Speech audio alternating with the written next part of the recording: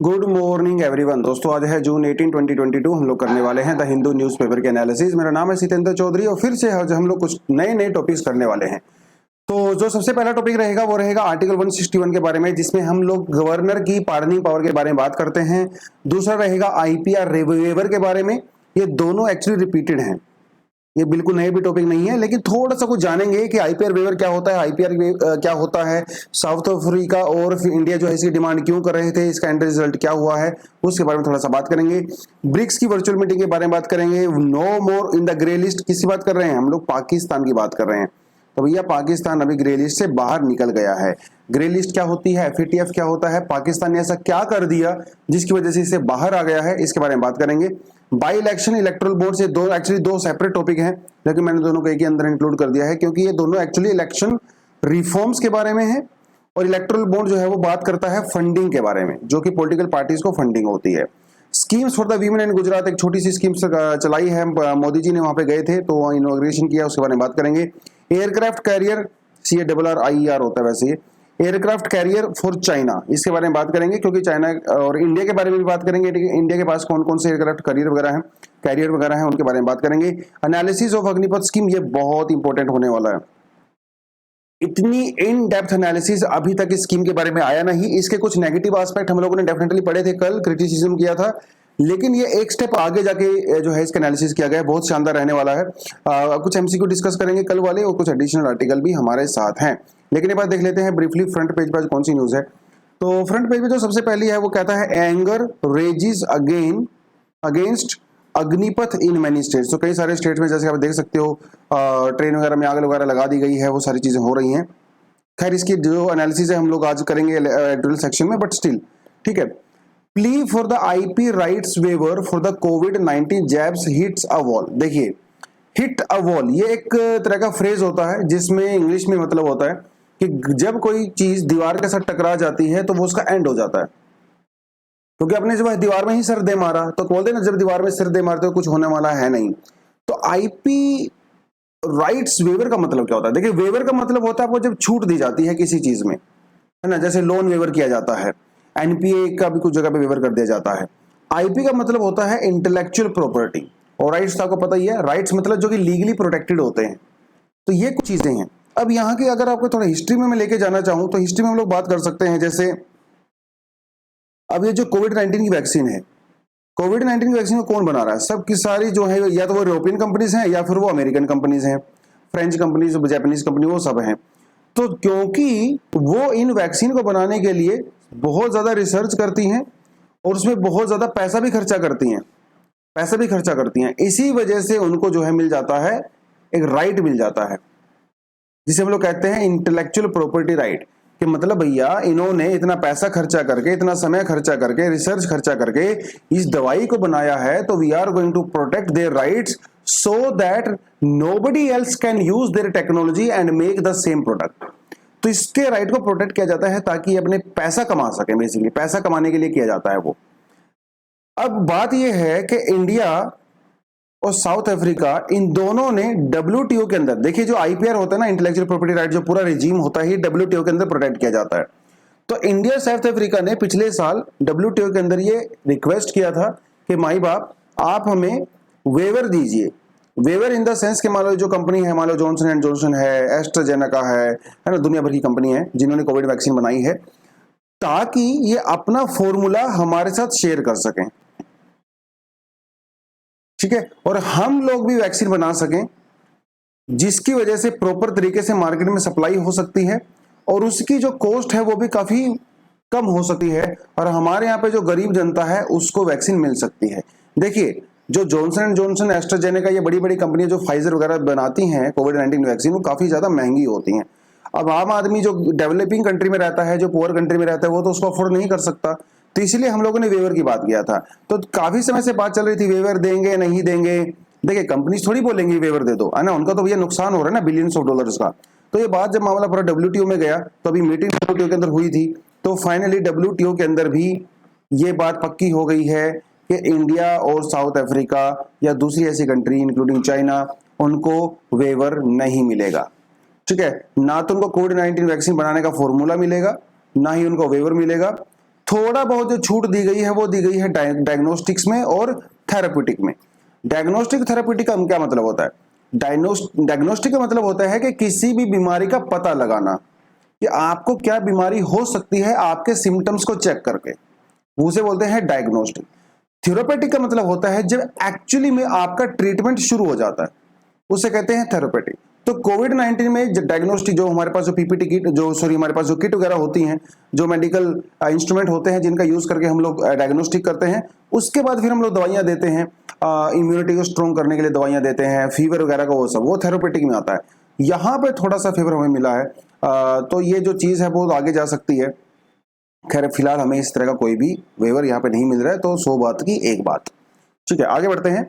High court dismisses plea of Rajiv Gandhi convict. तो राजीव गांधी की जो मर्डर किया गया था, उनका डेथ की हुई थी उनकी, तो उसमें जो एस नलिनी है और आर.पी. रविचंद्रन, इन दोनों ने मद्रास हाई कोर्ट के अंदर एक बेसिकली एप्लीकेशन डाला था, पेटिशन डाला था। पेटिशन क्या है वो आपको मैं बताता हूं। देखिए, जो तमिलनाडु की सरकार है, उसकी जो कैबिनेट है, उस कैबिनेट ने तमिलनाडु के गवर्नर को काफी समय पहले एक एप्लीकेशन दिया था, बेसिकली सजेशन दिया था। ठीक है, एड एंड एडवाइस जिसको बोलते हैं, सजेशन बोलते हैं। और उसमें गवर्नर को यह कहा गया था कि सर आप इन दोनों लोगों को फ्री कर दीजिए, पार्डन दे दीजिए, क्योंकि अभी वो लाइफ इम्प्रिजनमेंट में है और गवर्नर के पास लाइफ इम्प्रिजनमेंट वालों को पार्डन देने की पावर होती है अंडर आर्टिकल 161। होती है कि नहीं होती है? हम लोगों ने पहले भी कितनी बार किया हुआ है, आर्टिकल 72 161। अब बात यह है कि कैबिनेट से यह प्रपोजल गवर्नर के पास तो चला गया, लेकिन गवर्नर ने अभी तक इसके ऊपर यस और नो नहीं कहा है, क्योंकि कॉन्स्टिट्यूशन के अंदर टाइम लिमिट फिक्स नहीं की गई है जिसके अंदर गवर्नर को यह मंजूरी देनी है। और यह भी हमें पता है कि जो कैबिनेट होती है, जो काउंसिल ऑफ मिनिस्टर होते हैं, उनकी जो एड और एडवाइस होती है वो गवर्नर के ऊपर बाइंडिंग होती है। तो क्या इसका मतलब यह है कि गवर्नर हां बोले या ना बोले, भैया चलनी तो कैबिनेट की ही है। अब यह मामला गया मद्रास हाई कोर्ट में, जिसमें दोनों लोगों ने यह कहा हाई कोर्ट में कि माई बाप, जब कैबिनेट की जो प्रपोजल होता है, जो सजेशन होता है, वो बाउंड होता है गवर्नर के ऊपर, तो गवर्नर उसके ऊपर सिग्नेचर करे या ना करे, आप हमें रिहा कर दीजिए, क्योंकि यही कैबिनेट चाहती है। तो हाई कोर्ट ने यह कहा कि भैया चाहे गवर्नर के ऊपर काउंसिल ऑफ मिनिस्टर की जो सजेशन होती है बाइंडिंग होती है, उसके बावजूद भी सिग्नेचर इज मैंडेटरी। सिग्नेचर के बिना काम नहीं चल सकता। ऐसा अगर होता तो फिर तो गवर्नर की पोस्ट का इस आर्टिकल का कोई मतलब ही नहीं होता। आप यहां से गवर्नर को हटा दीजिए, सीधा सीधा काउंसिल ऑफ मिनिस्टर बोल दीजिए कि काउंसिल ऑफ मिनिस्टर जो है वो जिसको मर्जी चाहे लाइफ इम्प्रिजनमेंट दे सकते हैं, कम्यूट कर सकते हैं, रिमिट कर सकते हैं, पार्डन कर सकते हैं। तो हाई कोर्ट ने यही कहा कि माना के उनके ऊपर आपकी सजेशन बाइंडिंग है, उसके बावजूद भी उनके सिग्नेचर के बिना आप उस ऑर्डर को लागू नहीं कर सकते। ठीक है, तो ये हमारा आर्टिकल 161 थोड़ा सा वो पुराना टॉपिक है। अब मैंने आपको बताया कि पार्डनिंग पावर जो होती है प्रेसिडेंट और गवर्नर की, उसके बीच में क्या डिफरेंस होता है। जो गवर्नर की पावर होती है वो हमारा आर्टिकल 161 होता है, जो प्रेसिडेंट की पावर होती है आर्टिकल 172 होता है। ठीक है, डेथ सेंटेंस वाले केस में जो है गवर्नर नहीं कर पाते हैं, प्रेसिडेंट कर पाते हैं। उसके अलावा जो कोर्ट मार्शल होता है वहां पे भी प्रेसिडेंट की पावर होती है, गवर्नर की पावर्स नहीं होती हैं। ठीक है, तो ये था पूरे का पूरा आर्टिकल। नेक्स्ट हमारे पास आता है China foils bid to designate LET deputy chief as a terrorist. देखिए, इससे पहले भी लश्कर तैयबा के और जैश ए मोहम्मद के जो चीफ हुआ करते थे, ठीक है, मसूद अजहर, उनको 2000 मतलब कुछ सालों पहले यूनाइटेड नेशन ने क्या किया था, यूनाइटेड नेशन के अंदर प्रपोजल दिया था इंडिया ने और अमेरिका ने कि इनको आप इंटरनेशनल टेररिस्ट डिक्लेयर कर दीजिए। उस समय में भी चाइना ने काफी प्रॉब्लम यहाँ पे क्रिएट किया था, क्योंकि चाइना जो है वो परमानेंट मेंबर है और यूनाइटेड नेशन सिक्योरिटी काउंसिल के अंदर जब तक चाइना वीटो कर देगा तो ऐसा नहीं हो पाता है। उस समय में भी चाइना ने मसूद अजहर को टेररिस्ट डिक्लेयर करने में प्रॉब्लम क्रिएट की थी, लेकिन फाइनली 2019 में उन्होंने हाँ किया और उसको टेररिस्ट डिक्लेयर किया गया। अब ये तो बात हो गई पहले वाली। अभी प्रेसिडेंट बात क्या चल रही है, लश्कर तैयबा और जैसे जमात उद दावा, जिनको अमेरिका ने जो है एक टेररिस्ट ऑर्गेनाइजेशन डिक्लेयर किया हुआ है, इनके जो है डेप्यूटी चीफ हैं जिनका नाम है अब्दुल रहमान मक्की, इनको भी इंटरनेशनल टेररिस्ट डिक्लेयर करने का प्रपोजल गया था UNSC के अंदर में। अभी फिलहाल चाइना ने इसको वीटो कर दिया है, मतलब इनको डिक्लेयर नहीं किया गया है, क्योंकि वो परमानेंट मेंबर है ना, तो कर सकता है। चाइना ने कहा कि ये टेक्निकल होल्ड है, मतलब आइडियोलॉजिकल होल्ड नहीं है। चाइना कहता है कि यस, उनको मैं मानता हूं कि वो टेररिस्ट हो सकते हैं, लेकिन मेरे पास प्रॉपर प्रूफ नहीं, और जब तक प्रूफ नहीं आएगा तो इसको मैं नहीं कर सकता। ठीक है, तो यूएनएससी के अंदर एक प्रपोजल है जिसे कहा जाता है 1267। तो बेसिकली ये प्रपोजल्स होते हैं जो टाइम टू टाइम वहां पे इंट्रोड्यूस किए, जैसे जैसे पार्लियामेंट के अंदर बिल होता है। एक्चुअली इसको इंडिया ने ही इंट्रोड्यूस किया गया था, जिसके अंदर टेररिस्ट डिक्लेयर करने की वो से बातें की गई थी। यहाँ पे जो सबसे बड़ी बात है वो है डेफिनेशन की, कि टेररिज्म और टेररिस्ट की डेफिनेशन क्या होती है। ये हर कंट्री अपने हिसाब से अलग अलग डिफाइन करती है। इंटरनेशनल कोई भी चीज पक्की नहीं है। पाकिस्तान के अंदर जो टेररिस्ट हो सकता है वही जो है अफगानिस्तान के अंदर टेररिस्ट ना हो। जिसको अमेरिका टेररिस्ट मानती है हो सकता है उसको इंडिया ना मानता हो या पाकिस्तान ना मानता हो। तो ये डेफिनेशन को लेके भी जो है इसको ऊपर जो है अग्रीमेंट प्रॉपर तरीके से नहीं बन पा रहा है। ठीक है, चलिए आगे बढ़ते हैं। पाक में get off FATF grey list after on site check. तो देखिए 2015 में वैसे जो है पाकिस्तान ग्रे लिस्ट से बाहर हो गया था। 2018 में पाकिस्तान को दोबारा से ग्रे लिस्ट में डाल दिया गया था, और अभी देखिए 2022 आ गया है। तो लगातार पाकिस्तान को यह कहा गया कि आप टेररिस्ट फंडिंग को रोकिए, अगर आप नहीं रोकोगे तो हम आपको ग्रे लिस्ट के अंदर कंटिन्यू रखेंगे। आपको पता है कि अगर कोई कंट्री जब ग्रे लिस्ट में चली जाती है तो उस कंट्री के अंदर इन्वेस्टमेंट वगैरह कम हो जाती है ना, IMF वगैरह से लोन वगैरह नहीं मिल पाता, वहां पे स्टॉक मार्केट के अंदर इन्वेस्टमेंट नहीं होती, और उस कंट्री की जो इंटरनेशनल जो रेपो होती है, रेपुटेशन होती है, वो भी काफी कमजोर हो जाती है, क्योंकि वो लोग टेररिस्ट को फंडिंग करते हैं। तो 2018 के अंदर FATF ने, जिसे हम लोग कहते हैं फाइनेंशियल एक्शन टास्क फोर्स, जो कि पेरिस बेस्ड जो एक ग्रुप है, ये सारे के सारा चीजें करते हैं। तो अभी इन्होंने ऑन ग्राउंड जो है वो कुछ सर्वे वगैरह किया होगा, डॉक्यूमेंट वगैरह देखे होंगे, तो अभी कुछ पॉजिटिव आउटकम आए हैं, और फाइनली कल पाकिस्तान को FATF के ग्रे लिस्ट से एक्चुअली बाहर कर दिया गया है। क्योंकि जब तक ये आर्टिकल लिखा गया था तब तक नहीं हुआ था, आर्टिकल के होने के बाद अभी उसको बाहर कर दिया गया, तो पाकिस्तान के लिए पॉजिटिव न्यूज तो है ये। ठीक है, हालांकि इंडिया ने यहाँ पे अपना ऑब्जेक्शन दिखाया है, क्योंकि इंडिया जो है FATF का परमानेंट मेंबर हो गया है। इंडिया ने कहा है कि अभी भी पाकिस्तान से जो है टेररिस्ट जो है फंडिंग की जाती है, ट्रेनिंग दी जाती है, वो सारी सारी चीज़ें हैं, बट लेट्स से कि आगे फ्यूचर में क्या होता है। ठीक है, चलिए, तो ये हम लोगों ने कर लिया है थोड़ा सा। हाँ, तो थोड़ा सा अगर FATF का अगर आपको जानना है तो मैंने उसके लिए अलग से आपको यहाँ पे बना के दिया भी हुआ है, आप उसको देख सकते हो। ठीक है, 1989 में शुरुआत हुई थी इसकी, लेकिन पर्पस था मनी लॉन्ड्रिंग, बाद में उसमें टेररिस्ट फंडिंग भी जोड़ दिया गया। इंडिया की अगर आप बात करो तो वैसे इसमें टोटल जो है 37 मेंबर्स हैं। टोटल यहाँ पे 37 मेंबर है। इंडिया भी जो है 2006 के अंदर फाइनेंशियल एक्शन टास्क फोर्स का मेंबर बन गया था। ठीक है, इंडिया जो है 34th कंट्री था। खैर आगे बढ़ते हैं। ब्लैक लिस्ट और ग्रे लिस्ट के बारे में आपको मैं पहले ही बता चुका हूं। इस समय ब्लैक लिस्ट के अंदर ईरान और नॉर्थ कोरिया दो ही कंट्री हैं। ब्लैक लिस्ट के अंदर जो है वो, ग्रे लिस्ट के अंदर जो है पाकिस्तान, तो जो कि बाहर हो गया है। ठीक, आगे बढ़ते हैं। 54% of income of the 8 parties went to BJP says ADR report. Election commission wants people to run from one seat. देखिए ये किसके बारे में बात कर रहा है, ये एक बात कर रहा है बाई इलेक्शन के बारे में। तो होता क्या है, जब कोई MLA, जब मेंबर ऑफ पार्लियामेंट का चुनाव होता है या फिर मेंबर ऑफ लेजिस्लेटिव असेंबली का चुनाव होता है, तो वहां पे वो मैक्सिमम 2 सीट से लड़ सकते हैं। अब डेफिनेटली जब 2 लिस्ट मान लो वो जीत जाते हैं तो उसको एक सीट से तो रेजिग्नेशन देना पड़ता है ना। दूसरी सीट से फिर वो जो है अपना काम करते हैं। तो जिस सीट से रेजिग्नेशन दिया जाता है वहां पे दोबारा से इलेक्शन होते हैं, जिसे कहा जाता है बाई इलेक्शन। अब आप सोच के देखें कि बाई इलेक्शन करवाने में जो है लाखों करोड़ों रुपए का खर्चा आता है इलेक्शन कमीशन का। वो प्रोसेस पूरा डिस्टर्ब होता है, वो बात अलग से। तो ये एक्चुअली बात आज की नहीं है। 2004 के अंदर ही इलेक्शन कमीशन ने ये कहा था कि ये सिस्टम को खत्म कर दिया जाना चाहिए। किसी को भी अगर चुनाव लड़ना है वो एक ही जगह से लड़े, और तभी वो जो है इलेक्ट होके आ सकता है, राइट। जैसे अगर आप बात करें इनकी राजीव गांधी की, अगर सॉरी राजीव गांधी की नहीं, राहुल गांधी की अगर बात करें, तो राहुल गांधी जो है 2 सीट से चुनाव लड़े थे। यूपी में चुनाव लड़े थे और केरला में चुनाव लड़े थे। यूपी वाली सीट से वो चुनाव हार गए थे, केरला वाली सीट से वो जीत गए थे। चलिए वो तो बात अलग हो गई कि वो हार ही गए। लेकिन जैसे मोदी जी हैं तो वो वडोदरा से भी लड़े वो, और वो बनारस से भी लड़े। अब एक जगह पे, दोनों जगह पे जीत गए, तो उनको जो है गुजरात वाली सीट छोड़नी पड़ी, बनारस वाली सीट उन्होंने कंटिन्यू की, तो गुजरात वाली सीट पे दोबारा से इलेक्शन हुई। ऐसा बहुत बार होता है, तो इससे खर्चा होता है, वो सारी चीजें। आई डोंट थिंक कि पॉलिटिकल पार्टीज में बिल्कुल भी एग्री करेंगी। अब मान के सोच के देखिए, अगर राहुल गांधी जी अगर यूपी से हार गए और अगर वो एक ही जगह से खड़े हो सकते थे, मान लो यूपी से खड़े होते और यूपी से वो हार जाते, तो क्या वो मेंबर ऑफ पार्लियामेंट बन सकते? नहीं बन सकते। तो क्या वो पार्लियामेंट में जा सकते थे? नहीं जा सकते थे। फिर उनको राज्यसभा के रूट के थ्रू आना पड़ता कहीं ना कहीं से। तो ये मुझे नहीं लगता पॉलिटिकल पार्टीज इसमें अग्री करेंगी। कम से कम 2 सीट वाला प्रावधान तो वो कंटिन्यू करने वाले हैं। बट यस, अगर आपके पास एग्जाम में क्वेश्चन आता है तो आप इलेक्टोरल रिफॉर्म के अंदर ये चीज भी डेफिनेटली मेंशन कर सकती हो, क्योंकि ये इलेक्शन कमीशन ने इसको जो है प्रपोज किया है।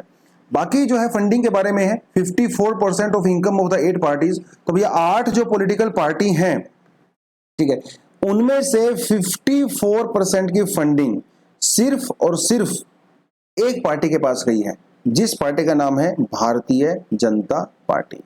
बाकी की बाकी जितनी फंडिंग गई है वो बाकी दूसरी उसके अंदर गई है। ठीक है, अगर आप यहाँ पे 8 पॉलिटिकल पार्टी की बात करो तो हम किसकी बात कर रहे हैं? BJP, Congress, communist party of India, communist party of India Marxist, Trinamool Congress, Bahujan Samaj party, nationalistic Congress party NCP and the national people's party. बाकी फंडिंग गई है दूसरे लोगों के पास। कौन कौन सी पार्टी ने कहां पे कितना खर्चा किया है इसके बारे में जानने की कोई जरूरत नहीं है आपको। ठीक है, लेकिन आपको इलेक्टोरल बॉन्ड के बारे में पता होना चाहिए।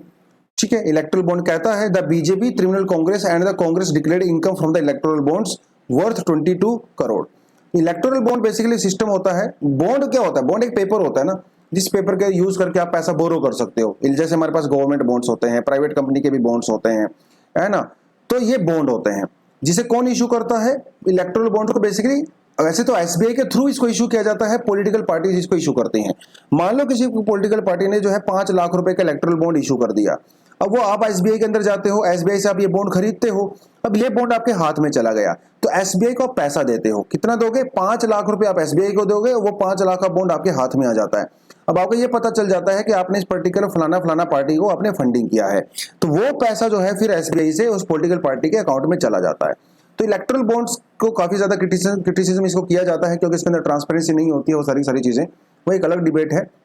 वो थोड़ा बहुत हमें पता होना चाहिए इलेक्टोरल बॉन्ड क्या होता है। It's a financial instrument basically to make donation to the political parties. 1000, 10,000, 1 lakh, 10 lakh और 1 करोड़ रुपए तक का ये डिनोमिनेशन में हो सकता है। स्टेट बैंक ऑफ इंडिया के अलावा आप किसी और बैंक में यहाँ पे नहीं कर सकते हैं। ठीक है, तो कुछ चीजें हैं। A person being an individual can buy bonds either singly और जॉइंटली विद अदर इंडिविजुअल। तो एक से ज्यादा लोग छोटा मोटा ग्रुप बना के वो लोग भी कर सकते हैं। सबसे बड़ी बात ये होती है जो इलेक्टोरल बॉन्ड होता है, इसके ऊपर किसी डोनर का नाम नहीं होता। मतलब आपको पता ही नहीं चल सकता कि किस पॉलिटिकल पार्टी को किसने कितना फंडिंग किया है। ये पूरी तरह से जो है अनोनिमस रहता है, और इसी की वजह से पूरे गड़बड़ घोटाले भी होते हैं, है ना, करप्शन भी होता है, वो सारी चीजें हैं। आगे बढ़ते हैं। नेक्स्ट जो हमारे पास आर्टिकल है वो है Xi to boost BRICS virtual summit. Modi ji भैया इसको अटेंड करने वाले हैं। तो वर्चुअल होने वाला है, जूम मीटिंग वगैरह पे होगा, जैसे हम लोग अपनी क्लासेस वगैरह करते हैं बहुत बार। तो इसके अंदर सभी लोग बेसिकली पार्टिसिपेट करने वाले हैं। इसका बेसिकली मुद्दा क्या होगा वो काफी इंटरेस्टिंग है। इसका सबसे बड़ा जो बेसिक मुद्दा होने वाला है वो होने वाला है टेररिज्म। ठीक है, तो ब्रिक्स कंट्री का बेसिकली ग्रुप होता है जिसे कहा जाता है रैट्स। ठीक है, और शंघाई कॉर्पोरेशन के साथ भी इसको बाद में जोड़ के देखा जाता है थोड़ा बहुत।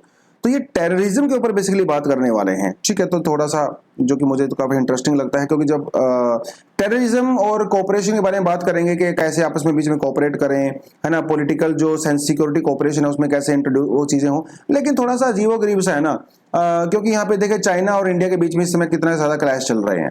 तो दोनों कंट्री आपस में मिलकर बैठ के क्या ही बात करेंगे जब आपके झगड़े भैया पहले से ही चल रहे हैं। तो क्या इसकी ऑथेंटिसिटी है, क्या इसका इंपैक्ट होगा, वो कुछ खास नहीं है। थोड़ा बहुत बस ब्रिक्स के बारे में आपको पता होना चाहिए। ये न्यूज हमारे लिए कोई खास नहीं है ना, एक आधी लाइन का कभी एग्जांपल देने के काम आ सकता है। तो ब्रिक्स जो ब्राजील, रशिया, इंडिया, चाइना जो है वो इसका पार्ट है ऑफ कोर्स। ठीक है, और ये आपको ये बताता चलूं कि ब्रिक्स जो है कोई फॉर्मल ऑर्गेनाइजेशन नहीं है। It is just annual summit of the leaders from these countries. World का 40% पॉपुलेशन यहाँ पे होता है, 30% यहाँ पे जीडीपी होता है। थोड़ा चीजें आपको बस पता होनी चाहिए। ठीक है, और हम लोगों ने अपना बैंक भी बनाया था सेपरेटली, नेशनल डेवलपमेंट, हम लोगों ने एनडीपी भी बनाया था, बैंक बनाया था, न्यू डेवलपमेंट बैंक, जिसका हेडक्वार्टर जो है शंघाई के अंदर है। बेसिकली हमारा जो आईएमएफ होता है, जो वर्ल्ड बैंक होता है, उसको काउंटर करने के लिए हम लोगों ने अपना न्यू डेवलपमेंट बैंक बनाया था। ठीक है, ठीक ठाक काम कर रहा है, उतना ज्यादा नहीं बट ठीक है, कोई बात नहीं, जितना होता उतना काफी हमारे लिए। ये तो हम लोगों ने कर लिया है। Modi to launch maternal nutrition scheme in Gujarat. तो भैया गुजरात में स्कीम लॉन्च होने वाली है। मुख्यमंत्री मातृशक्ति योजना, जिसमें जो प्रेग्नेंट लेडी है और जो लैक्टेटिंग वीमेन है, लैक्टेटिंग वीमेन मतलब जो बेसिकली जो ब्रेस्ट फीडिंग करती हैं बच्चों को दूध पिलाने के लिए, उनको बोला जाता है। ठीक है, तो इनको क्या दिया जाएगा, 2 केजी जो है चिकपीस दिया जाएगा, 1 केजी जो है इनको तूर की दाल दी जाएगी और 1 केजी जो है एडिबल ऑयल दिया जाएगा free of cost every month. From कहां से दिया जाएगा, आंगनवाड़ी सेंटर से दिया जाएगा गुजरात के अंदर। ये थोड़ा सा स्कीम के बारे में आपको पता होना चाहिए। ठीक है, the scheme aims to intervene during first 1000 days of the child life. मतलब सोच सकते हो लगभग 3 साल के लिए यह स्कीम रहने वाली है, जब तक वो बच्चा 3 साल का नहीं होता, क्योंकि बच्चे की देखरेख तभी की जा सकती है जब मदर स्ट्रोंग होगी, है ना, चाहे वो डिलीवरी हो, डिलीवरी से पहले, डिलीवरी के बाद। तो इसीलिए माताओं के लिए यह स्कीम चलाई गई है। 800 करोड़ रुपए का जो है इसका अभी के लिए हम लोगों ने आउटले रखा है। तो थोड़ा ऐसे तो रीजनल न्यूज है, लेकिन कई बार इस तरह की न्यूज आ जाती हैं जो कि सोशल सेक्टर के रिगार्डिंग होती हैं, क्योंकि कुछ दूसरे स्टेट में भी इसको लॉन्च किया जा सकता है फ्यूचर में। China gets its 3rd aircraft carrier. तो चाइना को 3rd एयरक्राफ्ट कैरियर मिला है। हमारे लिए कोई खास इंपॉर्टेंट न्यूज नहीं है, हमें बस ये पता होना चाहिए कि एयरक्राफ्ट कैरियर एक्चुअली में होता क्या है, इंडिया के पास जो है क्या सिनेरियो है एयरक्राफ्ट कैरियर का। तो एयरक्राफ्ट कैरियर बेसिकली अपने आप में एक अलग ही दुनिया होती है। ये इतना बड़ा एयरक्राफ्ट कैरियर होता है, और ये एक नहीं होता है, इसके आसपास जो है बॉम्बर्स होते हैं, प्रोटेक्टर्स होते हैं, सबमरीन्स होते हैं।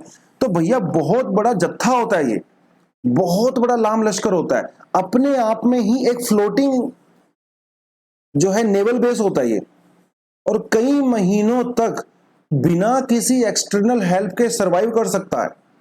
इसके अंदर सब कुछ होता है, हजारों लोग इसके ऊपर काम करते हैं, और आसपास के जो दूसरी चीजें होती हैं इसको सपोर्ट करने के लिए, प्रोटेक्ट करने के लिए, कई कई महीनों तक। तो इसे बोलते हैं एयरक्राफ्ट कैरियर। देखिए इसका जो डेक होता है, यहां से जो जैसे जो एयरप्लेन है ना, ये प्लेन है ना, तो यहीं से उड़ान भर सकते हैं और यहीं पे पार्किंग में लगा सकते हो आप उसको, इतना बड़ा होता है ये। तो एयरक्राफ्ट कैरियर किसी भी कंट्री की नेवी को स्ट्रेंथ को शो करता है। तो चाइना को मिल गया है अपना 3rd एयरक्राफ्ट कैरियर, और जिसमें चाइना जो है 5 नए एयरक्राफ्ट कैरियर के ऊपर काम कर रहा है, जो कि 2030 तक जो है वो कमीशन भी कर सकता है। इंडिया के पास जो है एयरक्राफ्ट कैरियर की क्या हिस्ट्री है, देखिए सबसे पहला जो हमारे पास एयरक्राफ्ट था वो था INS विक्रांत, जो कि हम लोगों ने ब्रिटेन से लिया था, जब ब्रिटेन ने उसको डीकमीशन कर दिया गया था। तो 1961 से लेकर 1997 तक ये हमारी नेवी के अंदर रहा, और उसके बाद इसको हम लोगों ने डीकमीशन कर दिया। 1971 में जब इंडिया पाकिस्तान वॉर हुआ था, तो इसने बहुत बड़ा रोल प्ले किया था। ये बात हो गई। दूसरी बात, हमारे पास INS विक्रांत के नाम का भी एक जो है शिप हुआ करता था, जो ये भी हम लोगों ने ब्रिटेन से लिया था।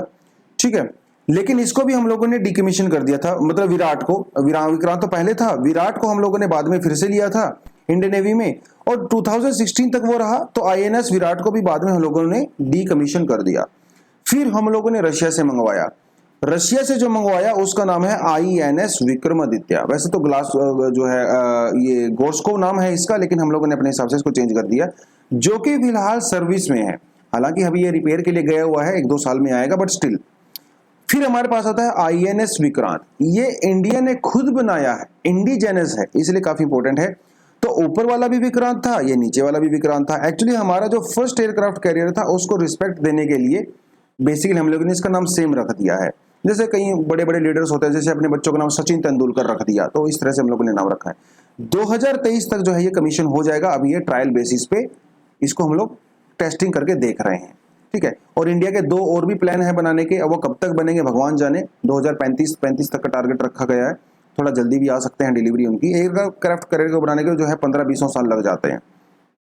चाइना थोड़ा इस चीज को फास्ट कर देता है, वो तो एक अलग बात है। Agnipath, a fire that could sink India. तो ये अग्निपथ स्कीम के बारे में क्या क्या स्कीम है, क्या क्या प्रोविजन है, वो सब आपको पता है। 2-3 दिन से हम लोग बात कर रहे थे। 17 साल से जो है 23 साल की एज कर दी गई है। 4 साल के लिए कॉन्ट्रैक्ट बेस पे आपको रखा जाएगा। उसके बाद जो है CAPF वगैरह में आपको प्रेफरेंस दिया जाएगा। आपको कोई पेंशन नहीं दी जाएगी, आपको सिर्फ 1 टाइम पेमेंट दिया जाएगा। हर साल जो है आपकी सैलरी वैलरी के अंदर भी डिफरेंसेस होते हैं। ये तो कुछ स्कीम हमें पता है। कॉन्ट्रैक्ट बेस पे बेसिकली हम लोग सोल्जर्स को भर्ती करने वाले हैं। तो इस आर्टिकल के अंदर जो है बहुत अच्छे से इसको एनालिसिस किया गया है। तो देखिए, जब 2013 के अंदर जो है विवाद चल रहा था 1 रैंक 1 पेंशन वाला, तो उसमें मोदी जी ने बड़ी बड़ी रैलियों में जाते थे, वो कहते थे कि हाँ जी हम लोग इसको लागू करेंगे। फाइनली सरकार ने 2015 में के अंदर 1 रैंक 1 पेंशन को लागू भी किया, जिसकी वजह से सरकार के ऊपर जो है 7,000 से 10,000 करोड़ का बर्डन आ गया था उस वन रैंक वन पेंशन की वजह से। खैर सरकार ने उसको लागू कर दिया। 2022 के अंदर सरकार कह रही है वन रैंक नो पेंशन होगी। अभी जो 4 साल की स्कीम सरकार ने चलाई है अग्निपथ, इसमें कोई पेंशन तो है नहीं। तो किस तरह से over a period of time सरकार वन रैंक वन पेंशन से वन रैंक नो पेंशन की तरफ शिफ्ट हो गई है, ये भी अपने आप में काफी इंटरेस्टिंग है। अब आप एक चीज देखे चलिए, अब चाहे सरकार इसमें कोई भी आर्गुमेंट दे, लेकिन सबके पीछे रीजन एक ही है, रीजन है कॉस्ट कटिंग। सरकार जो है डिफेंस के ऊपर जो खर्चा होता है उसकी कॉस्ट कटिंग करना चाहती है। और आपको ये बताता चलो कि हमारा जो पूरा डिफेंस बजट होता है उसका 54% सिर्फ पेंशन्स में और सैलरी में चला जाता है। तो यहां पे सरकार इस पेंशन वाली बहुत सारे पैसे को सेव करना चाहती है। रीजन पूरी की पूरी तरह से इकोनॉमिकल है। हालांकि हमारे डिफेंस फोर्सेस के अंदर बहुत सारी कमियां हैं। यूजली क्या है, हमारे पास 42 स्क्वाड्रन होना चाहिए जिसमें 30 है हमारे पास। नेवी के अंदर टोटल 200 शिप होने चाहिए लेकिन हमारे पास 130 है। इंडियन आर्मी के अंदर भी कम से कम 1 लाख और सोल्जर्स होने की रिक्वायरमेंट है। तो भैया हमारी डिफेंस फोर्सेस पहले से ही वीक हैं, जितनी स्ट्रेंथ होनी चाहिए रिक्वायर्ड उतनी नहीं है। आज सोच के देखिए, इंडिया को दो फ्रंट से प्रॉब्लम है।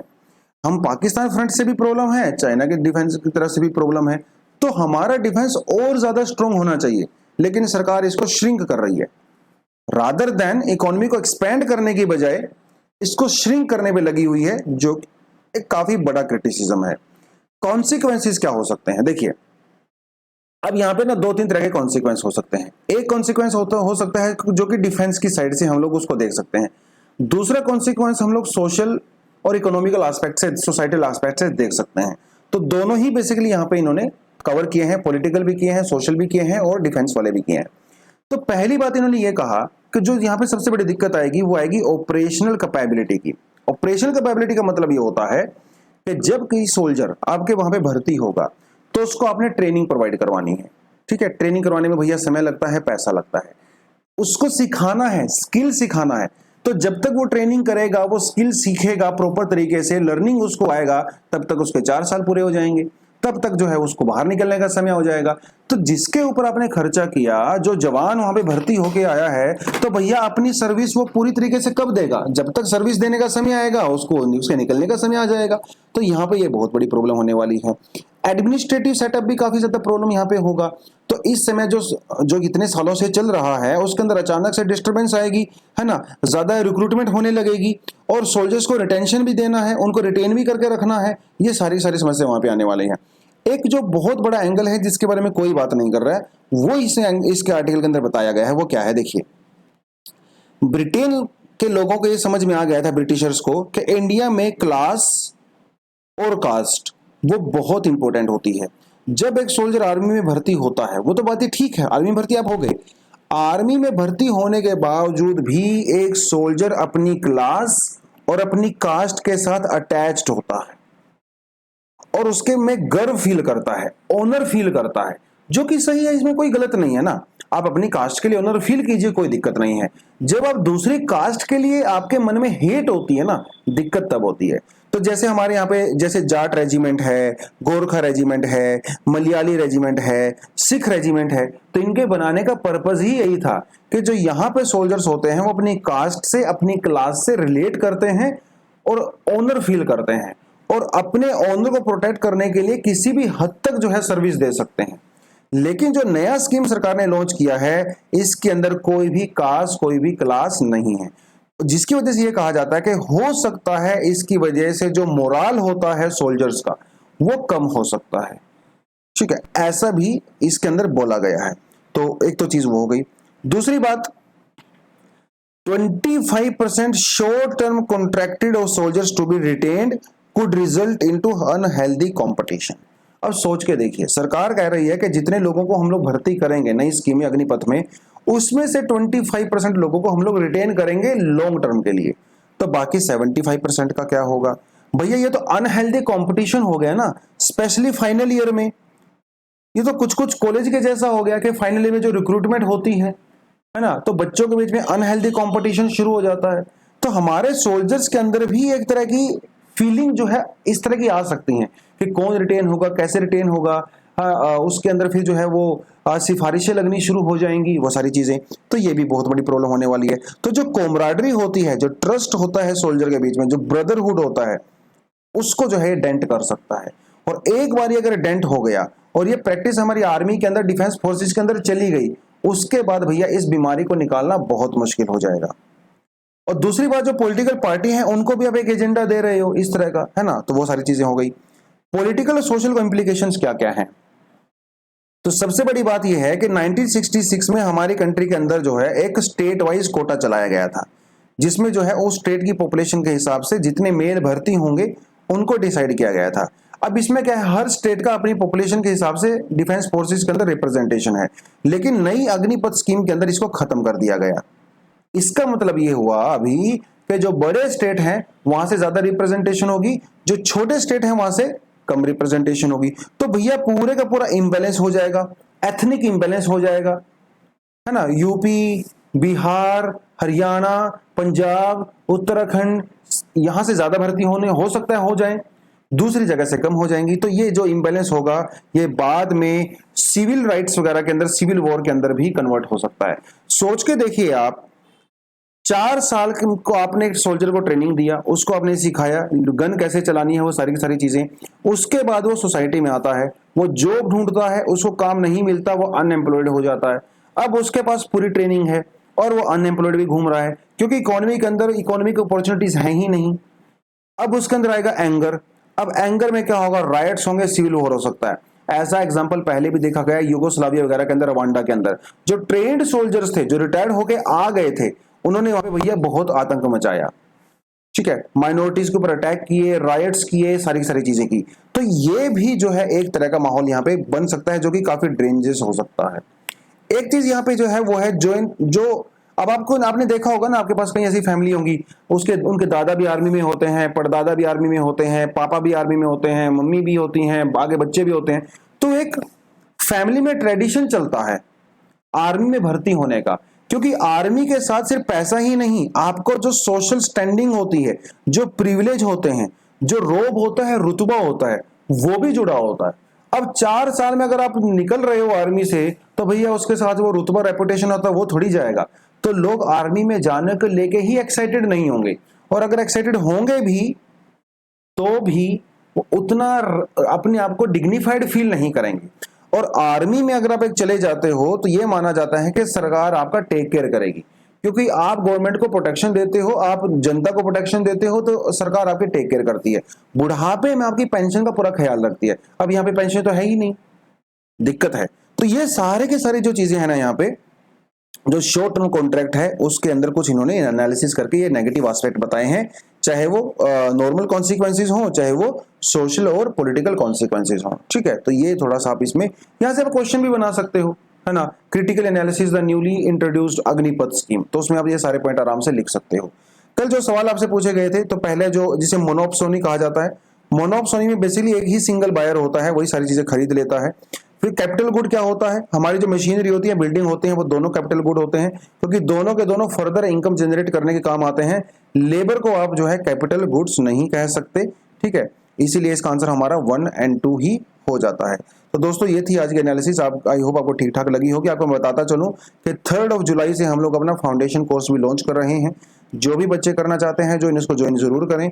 हम आपको डेली टेस्ट लिया जाता है, वीकली टेस्ट लिया जाता है, मंथली टेस्ट लिया जाता है, करंट अफेयर की क्लासेस होती हैं, और मेंस 2023 तक ये वैलिड रहने वाला है। व्हाट्सएप नंबर यहाँ पे दिया हुआ है, आप